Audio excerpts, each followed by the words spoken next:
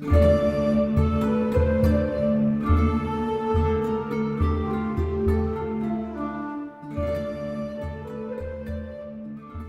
Dog and the Sparrow. There was, once upon a time, a sheepdog whose master was so unkind that he starved the poor beast and ill-treated him in the cruelest manner. At last the dog determined to stand this ill usage no longer, and one day he ran away from home. As he was trotting along the road, he met a sparrow, who stopped him and said, "Brother, why do you look so sad?" The dog answered, "I am sad because I am hungry and have nothing to eat." "If that is all, dear brother," said the sparrow, "come to the town with me, and I'll soon get food for you." So they went together to the town, and when they came to a butcher's shop, the sparrow said to the dog, "You stand still, and I'll peck down a piece of meat for you." First she looked all around to see that no one was watching her, and then she set to work to peck at a piece of meat that lay on the edge of a shelf, till at last it fell down. The dog seized it ravenously, and ran with it to a dark corner, where he gobbled it up in a very few minutes. When he had finished it, the sparrow said, "Now come with me to another shop, and I will get you a second piece, so that your hunger may be satisfied." When the dog had finished the second piece of meat, the sparrow asked him, "Brother, have you had enough now?" "Yes," replied the dog, "I had quite enough meat, but I haven't had any bread yet." The sparrow said, "You shall have as much bread as you like, only come with me." Then she led him to a baker's shop, and pecked so long at 2 rolls on a shelf that they at last fell down, and the dog ate them up.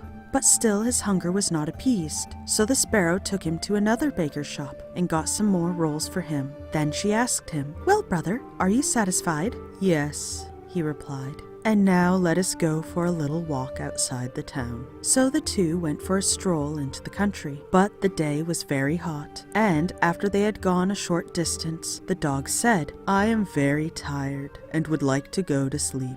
"Sleep then," said the sparrow, "and I will keep watch meantime on the branch of a tree." So the dog lay down in the middle of the road, and was soon fast asleep. While he was sleeping, a carter passed by, driving a wagon drawn by 3 horses, and laden with 2 barrels of wine. The sparrow noticed that the man was not going out of his way to avoid the dog, but was driving right in the middle of the road, where the poor animal lay. So she called out, "Carter, take care that you are about, or I shall make you suffer for it." But the carter merely laughed at her words, and cracking his whip, he drove his wagon right over the dog, so that the heavy wheels killed him. Then the sparrow called out, "You have caused my brother's death, and your cruelty will cost you your wagon and horses." "Wagon and horses indeed," said the carter. "I'd like to know how you would rob me of them." The sparrow said nothing, but crept under the cover of the wagon and pecked so long at the bunghole of one of the barrels that at last she got the cork away, and all the wine ran out without the carter's noticing it. But at last he turned around and saw the bottom of the cart was wet, and when he examined it, he found that one of the barrels was quite empty.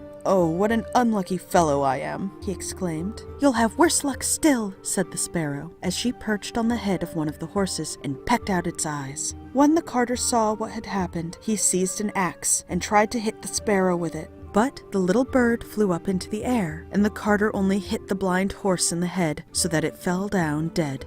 "Oh, what an unlucky fellow I am," he exclaimed again. "You'll have worse luck yet," said the sparrow. And when the carter drove on with his 2 horses, she crept under the covering again, and pecked away at the cork of the second barrel, till she got it away, and all the wine poured out onto the road. When the carter perceived this fresh disaster, he called out once more, "Oh, what an unlucky fellow I am." But the sparrow answered, "Your bad luck is not over yet." And flying on to the head of the second horse, she pecked out its eyes as well. The carter jumped out of the wagon and seized his axe, with which he meant to kill the sparrow. But the little bird flew high into the air, and the blow fell upon the poor blind horse instead, and killed it on the spot. Then the carter exclaimed, "Oh, what an unlucky fellow I am." "You have not gotten to the end of your bad luck yet," sang the sparrow, and perching on the head of the third horse, she pecked out its eyes as well. The carter, blind with rage, let his axe fly at the bird, but once more she escaped the blow, which fell on the only remaining horse and killed it.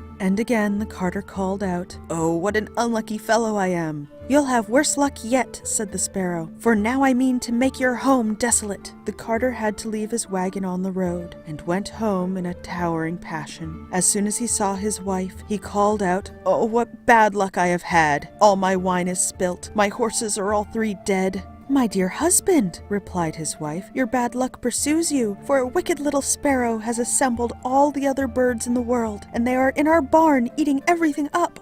The carter went out to the barn, and where he kept his corn, he found it just as his wife had said. Thousands and thousands of birds were eating up the grain, and in the middle of them sat the little sparrow. When he saw his old enemy, the carter cried out, "Oh, what an unlucky fellow I am!" "Not unlucky enough yet," answered the sparrow, "for mark my words, carter, your cruel conduct will cost you your life." And with these words she flew into the air. The carter was much depressed by the loss of his worldly goods, and sat down at the fire, plotting vengeance on the sparrow.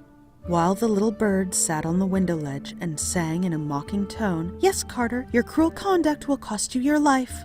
Then the carter seized his axe and threw it at the sparrow, but he only broke the window panes, and did not do the bird a bit of harm. She hopped in through the broken window, and perching on the mantelpiece, she called out, "Yes, carter, it will cost you your life." The carter, quite beside himself with rage, flew at the sparrow again with his axe, but the little creature always eluded his blows, and he only succeeded in destroying all of his furniture. At last, however, he managed to catch the bird in his hands. Then his wife called out, "Shall I wring her neck?"